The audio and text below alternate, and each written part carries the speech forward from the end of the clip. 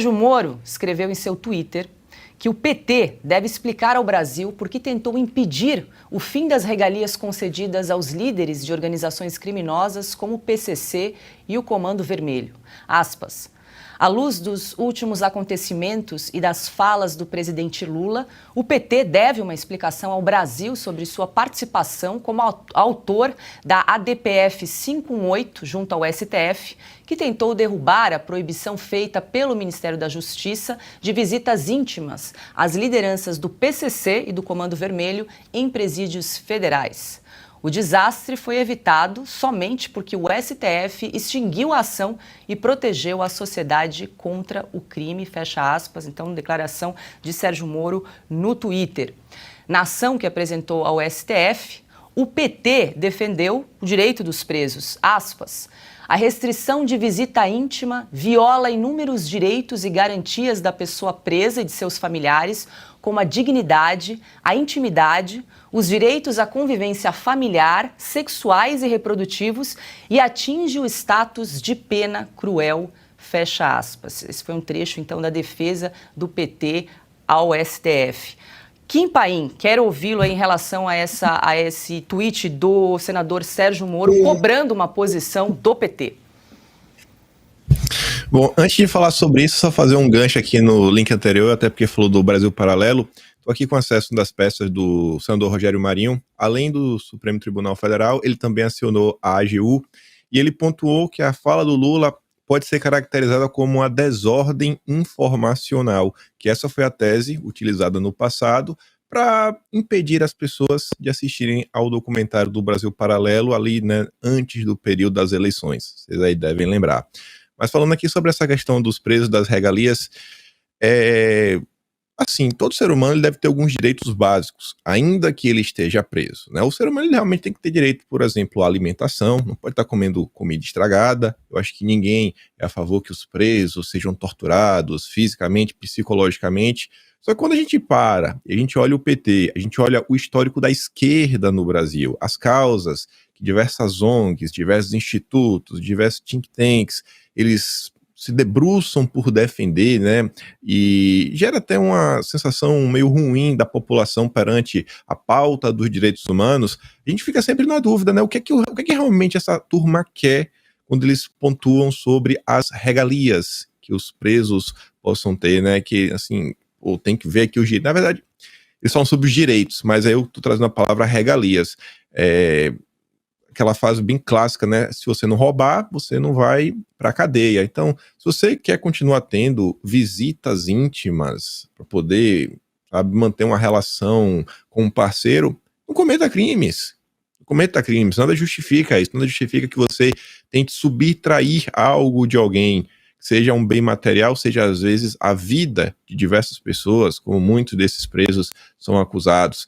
Quando a gente olha no final do dia, a esquerda brasileira como um todo, isso é uma constatação muito ruim de ser feita, ela não se preocupa com a vítima. Esse é o grande ponto, é sempre o criminoso, é sempre o culpado, é sempre o réu, nunca a vítima. A vítima ela sempre é deixada de lado. Ou quando a vítima aparece nos noticiários é porque tem algum tipo de ganho político.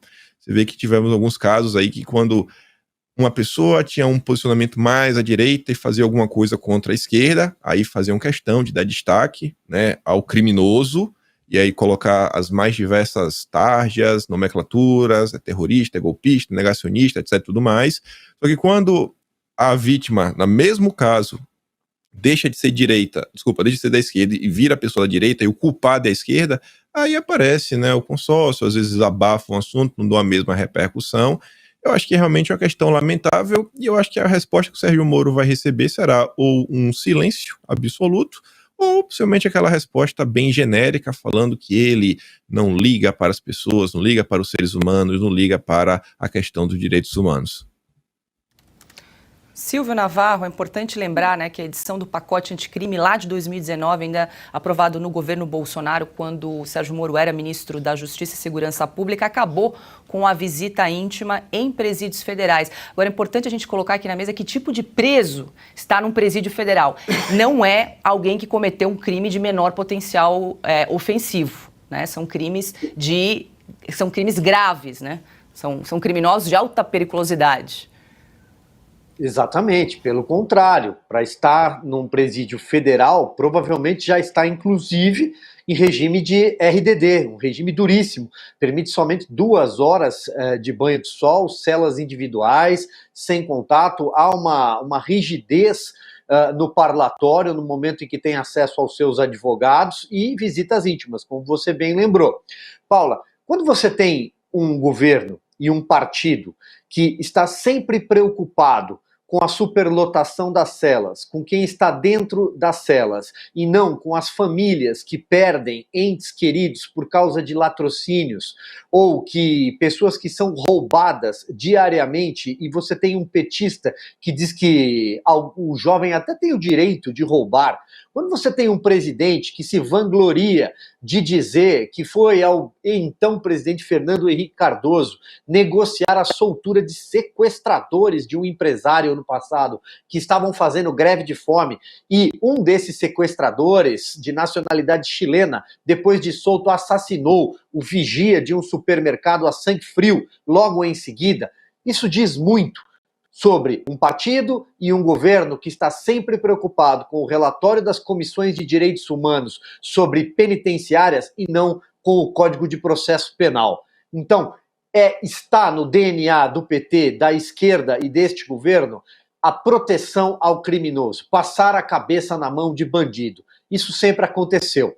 Agora, Paula, eu vou tocar aqui num ponto com toda a cautela possível, porque é um verdadeiro vespeiro, mas em algum momento vai ser preciso, será necessário enfrentar o debate sobre a relação entre o PT e facções criminosas, especialmente o PCC. Isso foi um tema proibido durante a campanha eleitoral, mas, mais uma vez, é um tema que volta à tona. Ele sempre vem em alguns cantos, seja num diálogo interceptado pela Polícia Federal, um diálogo cabuloso. O próprio Marcola, líder máximo ainda do PCC, já falou alguma coisa nesse sentido.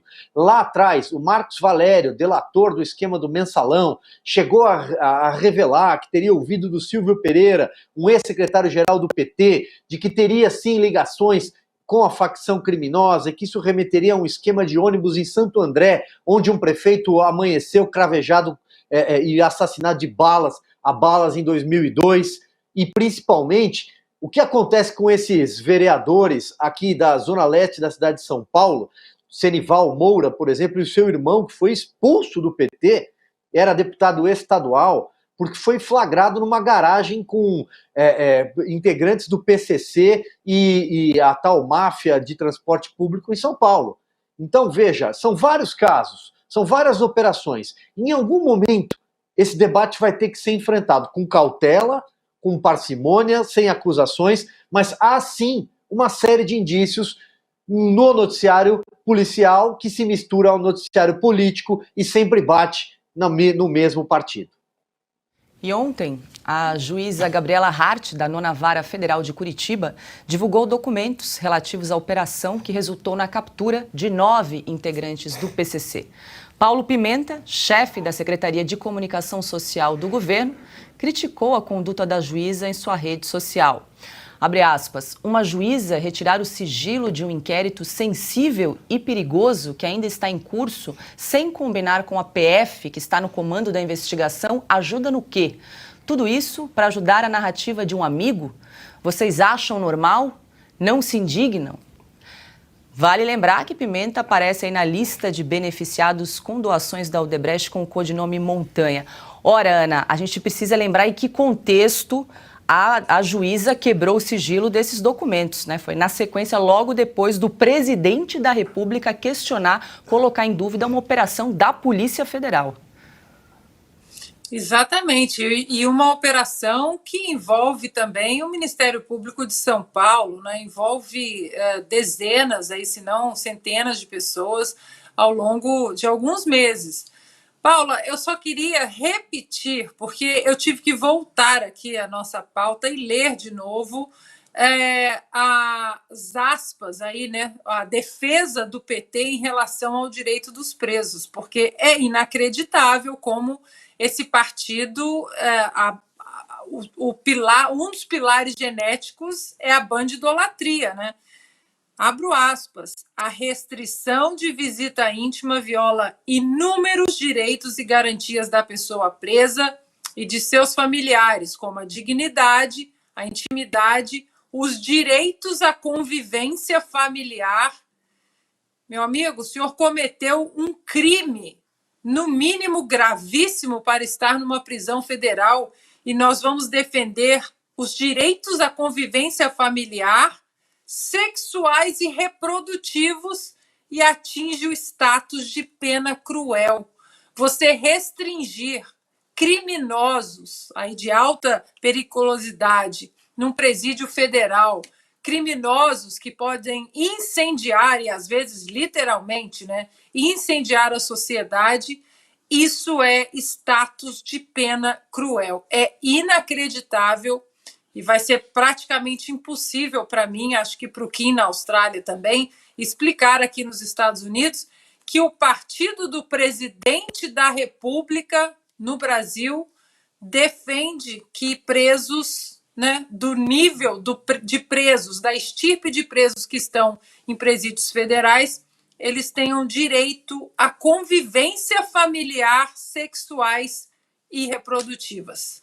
É por isso que, diante do que a juíza Gabriela Hart mostrou, autorizou, né, tirou o sigilo, é chocante que eles estão em silêncio, porque a turma que está em silêncio diante de um plano aí muito bem arquitetado, 5 milhões de reais, né, vigias ao senador Sérgio Moro e a sua família, um plano para assassiná-lo, essa turma está em silêncio, é a mesma turma que defende isso. Direitos à convivência familiar, sexuais e reprodutivos de criminosos em prisões de segurança máxima no Brasil. Augusto Nunes. Bom, sobre o Montanha, a operação já tinha terminado, já tinha prendido as pessoas, agora é outra etapa. Segundo, ele não acreditou no Lula, foi uma armação do Moro, então não precisa se preocupar, não aconteceu nada.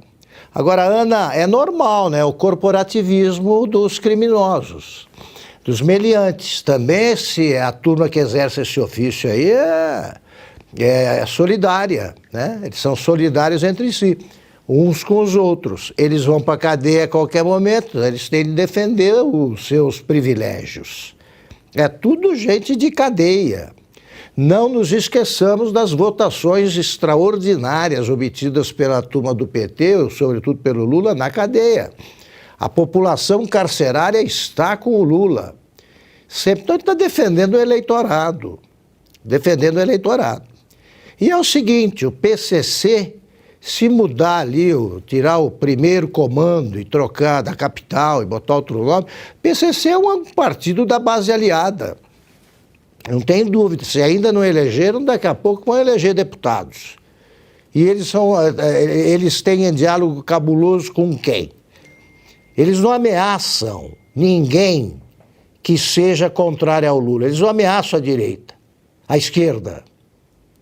Eles só ameaçam quem é contrário, aliás, ao Lula. A esquerda está tranquila, a esquerda está próxima dos criminosos que se dedicam a outro tipo de atividade delinquente, né?